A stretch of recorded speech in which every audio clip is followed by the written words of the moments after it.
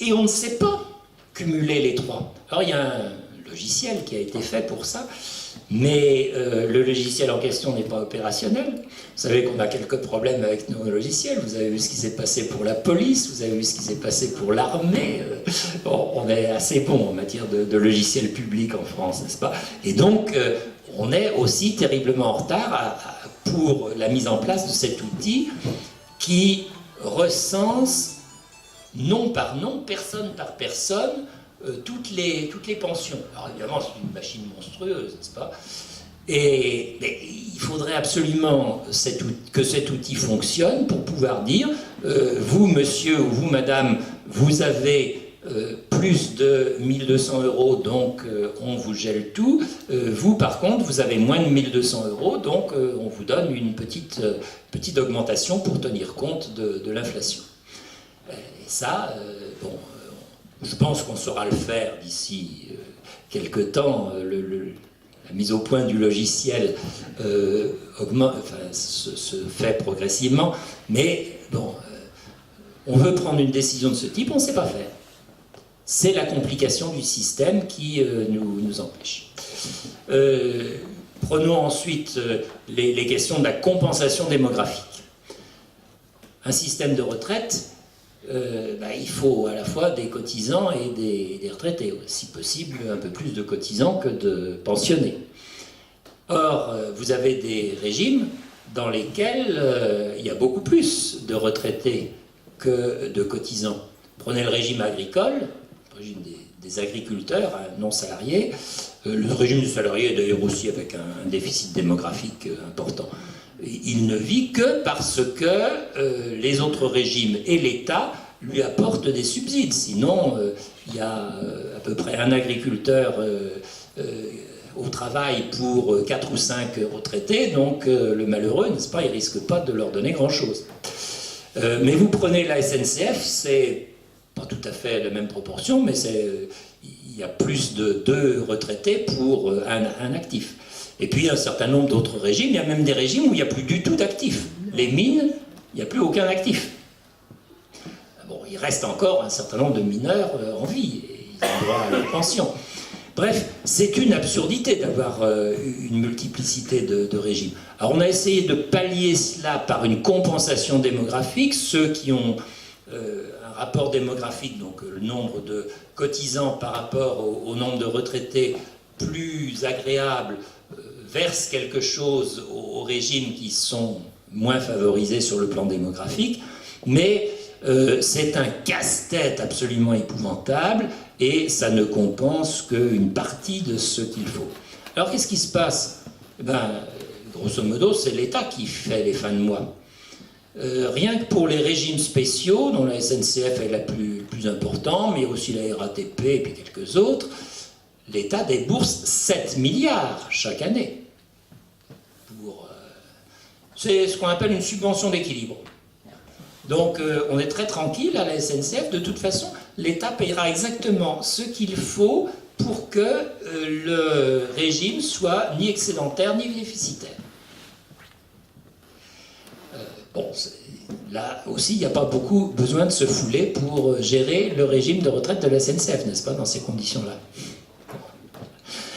On a vu la réforme d'ailleurs qui s'est faite en 2007-2008, qui a été du pipeau, une pure apparence, et il n'y a eu aucune économie, ça a été vérifié.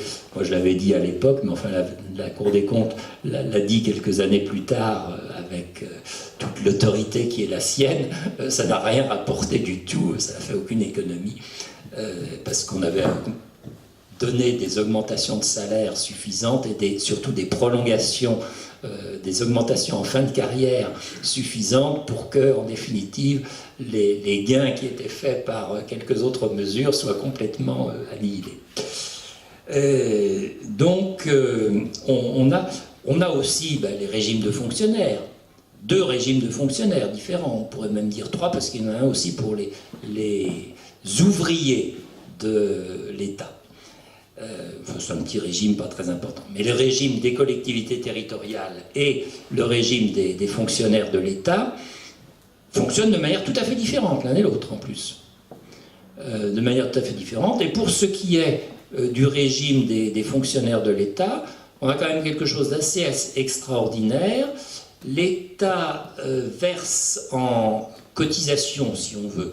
Bon, en fait, il ne verse pas des cotisations, il n'y a pas de caisse. Il verse lui-même directement les pensions. Enfin, si ça se traduisait par des cotisations, pour les militaires, elle serait supérieure à 100%. Et pour les fonctionnaires, à 100% des salaires. Hein. Et pour les fonctionnaires civils, elle serait de l'ordre de 70%. C'est des régimes qui marchent sur la tête. Donc, nous avons une série de régimes comme ça qui marchent sur la tête. Alors, je vais dire, s'il y a un avocat dans la salle, il va me fusiller, donc il sorte son revolver. Il y a un régime, le régime le plus merveilleux en France, c'est le régime du barreau. Parce qu'il y a 45 000 avocats à peu près en activité, et puis 10 000 à la retraite. Alors, aucun autre régime de retraite n'a un rapport démographique aussi favorable. Bon, ce régime paye de la compensation démographique sur le régime de base, mais le régime de base est modeste, et il n'en paye pas sur le régime complémentaire qui constitue la plus grosse partie des ressources des avocats, comme des autres professions libérales d'ailleurs, une fois qu'ils sont à la retraite. Et par conséquent, c'est une compensation démographique extrêmement limitée. Il n'y a pas de compensation démographique entre régimes complémentaires. Donc, il y a une différence fondamentale qui se produit entre les régimes qui font à la fois le rôle de régime de base et de régime complémentaire, ce qui est le cas des régimes de fonctionnaires, des régimes SNCF, etc., les régimes spéciaux, comme on dit, et puis, d'autre part, les régimes essentiellement des salariés, où il y a le régime de base, la sécurité sociale, et puis les régimes complémentaires, ARCO et AGIRC. Donc tout ça est un vaste désordre dans lequel jamais personne n'a eu le courage de porter le fer. Or, pourtant, si nous voulions résoudre nos problèmes de retraite à moyen et long terme, il faudrait absolument avoir une unification de nos régimes de retraite. Par répartition, encore une fois. Ça ne veut pas dire qu'il y aurait une seule caisse auquel tout le monde devrait s'adresser, une méga caisse gérant près de 30 millions de cotisants et près de 20 millions de retraités. Il pourrait très bien y avoir un certain nombre d'organismes différents parce qu'on pourrait me donner le choix aux gens, dire, parce que les caisses de retraite, elles pourraient fort bien fonctionner, non pas uniquement comme caisse de retraite, mais comme organisme. Tous les organismes qui gèrent les caisses de retraite complémentaires font cela. Ils vous proposent du complément de retraite par capitalisation, ils vous proposent de l'épargne salariale, ils vous proposent toutes sortes de... Donc vous pourrez très bien vous adresser à la caisse de votre choix, mais du point de vue du régime de retraite à proprement parler, par retraite par répartition, vous auriez le même régime partout. Ça pourrait très bien fonctionner avec à la fois un recours à la responsabilité locale, au principe de subsidiarité, auquel je pense qu'il faudrait se référer plus souvent parce que c'est un principe de grand bon sens. Je trouve que l'Église catholique l'a mis parmi ces éléments de doctrine sociale, mais je pense que sur ce point, elle a eu raison, c'est le bon sens près de chez nous, n'est-ce pas, le principe de solidarité, c'est ça. Il nous dit, il vaut mieux régler les problèmes au plus près de ceux qui les ont qu'à un échelon très très élevé au-dessus d'eux.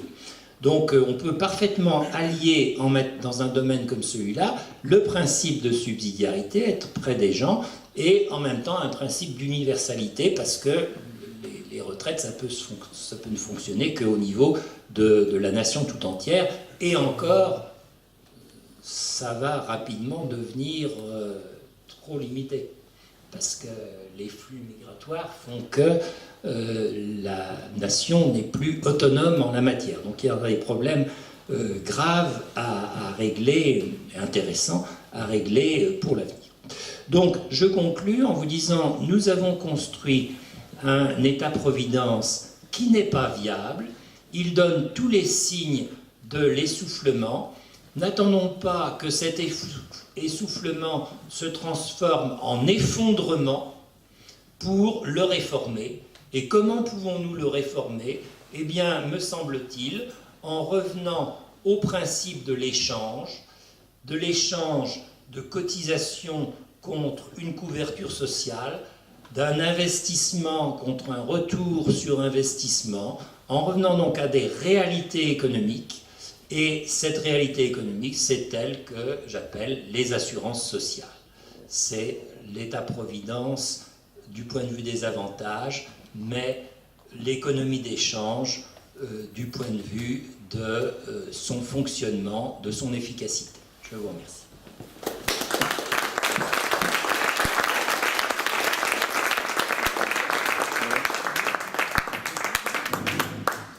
Merci, nous allons passer aux questions-réponses. Par contre, on n'a pas de micro portatif, donc je vous propose éventuellement de vous lever, de prendre la parole et de parler assez fort. Éventuellement, on répétera la question ici pour que tout le monde puisse entendre. Oui. Bonsoir. Moi, j'avais une question, M. Bichot, si vous le permettez. Merci d'abord pour toutes vos explications, parce que c'est quand même assez complexe à comprendre et on a besoin d'éclairage tel que le vôtre. Est-ce que vous avez parlé en gros de rationalisation en essayant de regrouper les caisses de retraite. Mais pour faire cela, il faut déjà une volonté politique. Et comment vous, économistes, quelle est la solution pour que vous, économistes, et vos confrères, puissiez peser dans la vie politique de manière à mettre en forme, en place, des réformes qui soient intéressantes? Ça, c'est ma première question. Et deuxièmement, peut-on...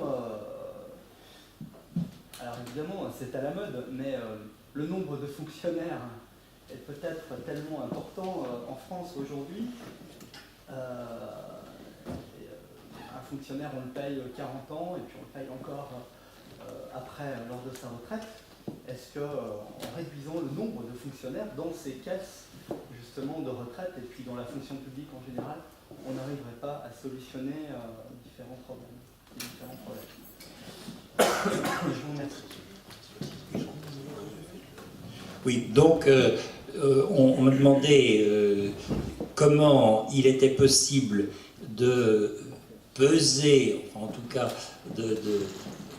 d'exercer une action sur les pouvoirs publics pour avoir des réformes intéressantes, et notamment comment on pouvait peser quand on était économiste, et puis comment on pouvait réduire le nombre de fonctionnaires qui sont à l'œuvre dans la gestion de tous ces organismes. Alors je commencerai peut-être par la seconde question, elle est plus facile. On ne sont pas tout à fait des fonctionnaires, mais c'est vrai que la convention collective des organismes de sécurité sociale est en béton armé et que ça vaut à peu près le statut de fonctionnaire. Ceci étant, je vais vous répondre sur les caisses de retraite, parce que là j'ai fait le calcul, il est d'ailleurs assez simple à faire. On économiserait 3 milliards en réunifiant les régimes de retraite. 3 milliards. La moitié à peu près de leurs frais de fonctionnement. C'est simple à comprendre. Que vous distribuiez une pension qui va vous rapporter, qui va rapporter aux retraités 500 € par mois, ou que vous lui en distribuez 1500, le travail est exactement le même. Il y a besoin d'autant de personnes pour le faire, etc. Donc quand vous avez 3 caisses qui chacune distribuent 500 €, le coût de fonctionnement est le triple de ce qui se passerait avec une seule caisse qui donnerait directement les 1500 €. Donc ensuite, on peut tenir compte d'un certain nombre d'amodiments.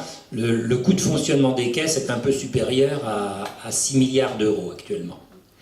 Et donc, prudemment, je dis, on pourrait gagner la moitié, 3 milliards d'euros, peut-être encore un tout petit peu plus, mais enfin, il faut toujours mieux, disons, être modeste dans les projets d'économie que trop fanfarons au point de départ.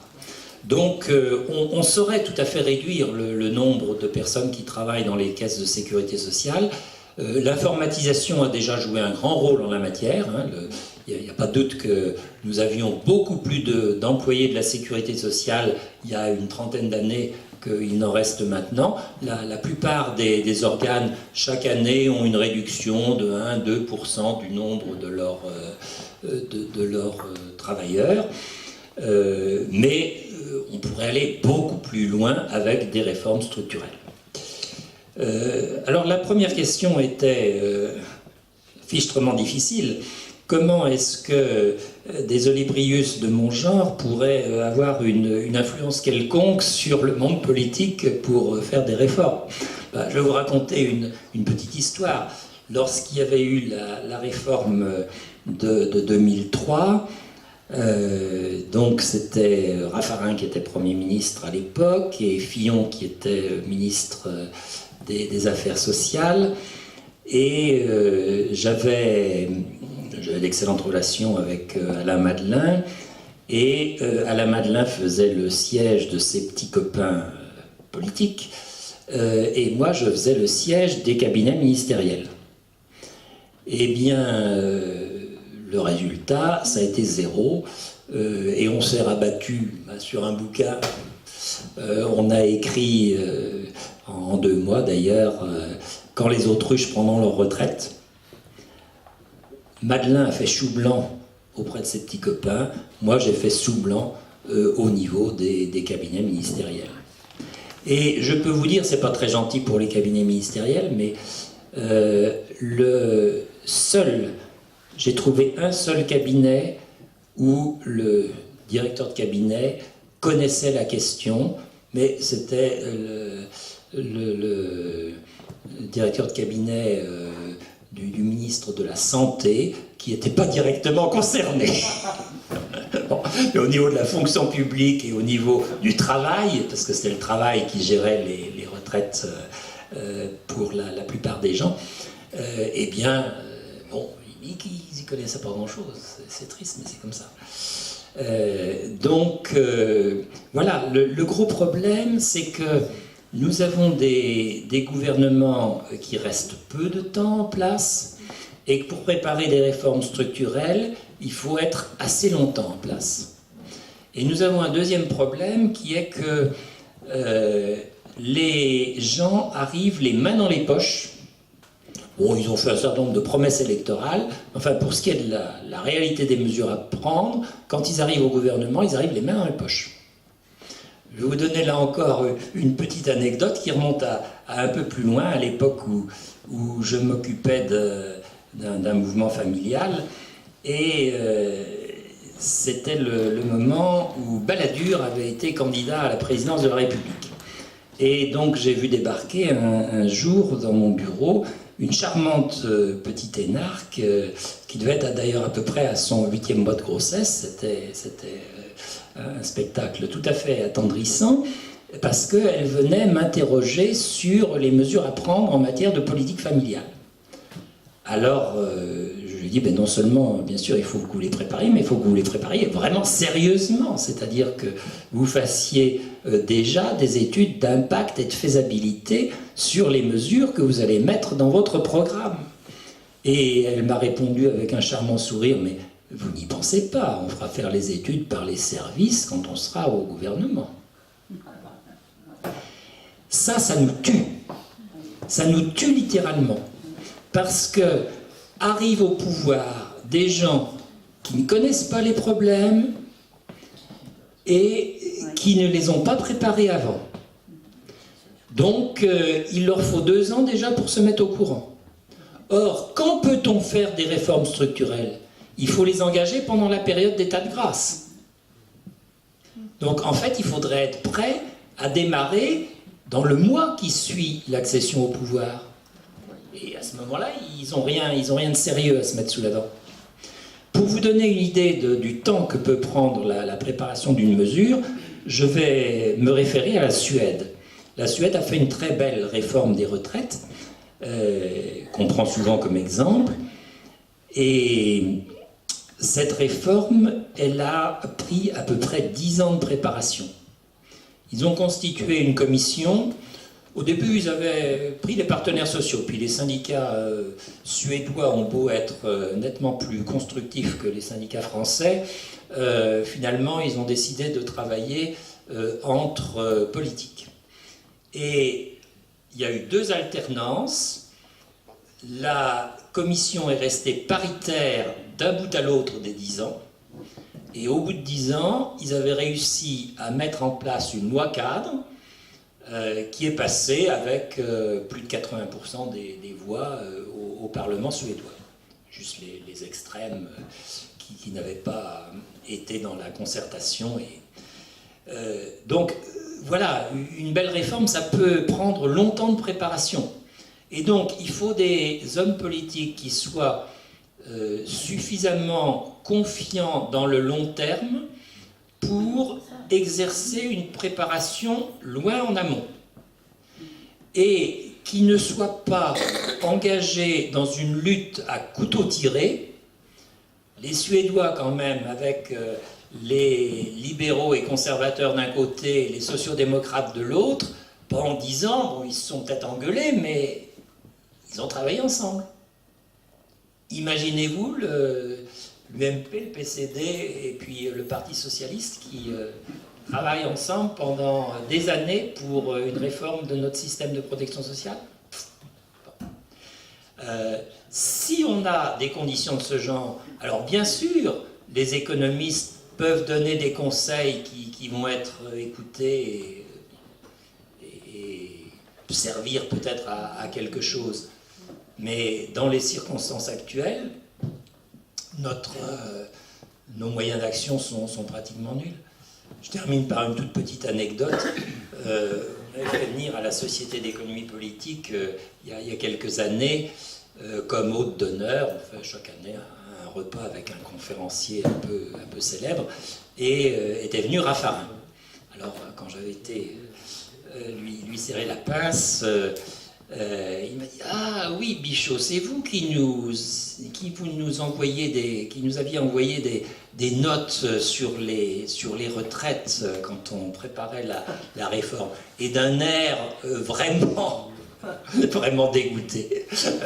Il appréciait fort peu que l'on ait pu donner des conseils qui ne venaient pas, n'est-ce pas, d'un des organismes qui sont quand même, qui existent au niveau de la fonction publique et qui prodiguent ce genre de conseils. Alors quand même, soit dit en passant, l'organisme qui devrait être central en la matière, c'est-à-dire le Conseil d'orientation des retraites, nous avons un staff de 10 personnes. 10 personnes pour étudier les réformes possibles du système des retraites français. Je prends un petit point de comparaison. Vous connaissez l'entreprise qui fabrique pas mal de choses, mais son point fort, c'est les réservoirs d'automobiles. Elle fabrique aussi des poubelles, fabrique enfin toutes sortes de choses en plastique. Plasticomnium. Plasticomnium, quand il a mis au point son nouveau modèle de réservoir d'essence, il avait mis 100 ingénieurs et techniciens sur le coup. Ça a été l'œuvre d'une équipe de 100 ingénieurs et techniciens, la mise au point d'un nouveau modèle de réservoir d'essence. Quand nous réalisons un nouveau tronçon d'autoroute ou de chemin de fer, nous avons des équipes de l'ordre de 200, 300 ingénieurs et techniciens qui se mettent au boulot. Si nous voulons faire une réforme des retraites, nous avons 10 personnes qui connaissent la question. Je voudrais aller un petit peu dans le sens de votre dernière anecdote pour vous dire que d'abord je vous remercie d'avoir exprimé le point de vue d'un économiste, parce que moi j'avais entendu que des points de vue d'idéologues. Donc le point de vue de Raffarin, en fait, c'était le point de vue d'un idéologue, je pense, mais qu'on trouve aussi bien sur tout l'échiquier politique. Cependant, moi, en tant qu'économiste aussi, ou du moins sensible à la logique économique, qui est la seule qui puisse traiter le problème des retraites, je m'aperçois en fait, à la fin de la conférence, je n'ai pas tout compris probablement, du moins je vois une contradiction, puisque vous évoquez au début dès le début, et vous y revenez en conclusion, la nécessité de revenir à une logique d'échange, et donc qui est une logique économique, et qui me semble aller de pair avec autre chose que vous avez évoqué, c'est-à-dire un besoin de responsabilisation des gestionnaires, en particulier donc des directeurs des différentes caisses, qui me semble permettre, qui va bien aussi avec le principe de subsidiarité. La caisse spécialisée pour tel métier connaît sûrement mieux ça qu'un organisme étatique central, et le gérerait mieux qu'un organisme étatique central. Cependant, dans votre conclusion, vous évoquez aussi le fait, d'une part, vous aviez parlé de supprimer les régimes spéciaux, et au moins peut-être une gestion particulière de chacun des régimes, et surtout, vous avez évoqué le fait de regrouper toutes les caisses. Et ça me paraît aller en contradiction avec le fait de pouvoir responsabiliser des gestionnaires de caisse, entre autres. Là, je ne comprends pas très bien. Est-ce que vous pouvez développer un peu? Comment concilier les deux? Oui. Vous avez, donc, j'essaie de résumer vos propos. Vous avez vu une contradiction dans ce que j'ai raconté entre, d'une part, la logique d'échange, la responsabilité des gestionnaires que j'ai prônée, et puis, d'autre part, le fait de vouloir regrouper toutes les caisses de retraite. Eh bien, je me suis peut-être mal exprimé. Ce que je propose de regrouper, ce ne sont pas toutes les caisses, mais tous les régimes. Tous les régimes. Entendons-nous bien. Vous prenez une compagnie d'assurance. Elle a un certain nombre de produits, par exemple, je ne sais pas moi, un certain nombre de produits d'assurance vie. Donc, c'est mis au point par le staff central de la compagnie d'assurance. Ensuite, la distribution de ces assurances-vie, elle est réalisée par un certain nombre de cabinets de courtage. Vous allez avoir éventuellement des agents d'assurance, mais qui sont des entreprises indépendantes de la compagnie d'assurance, même si... Et puis vous avez des courtiers.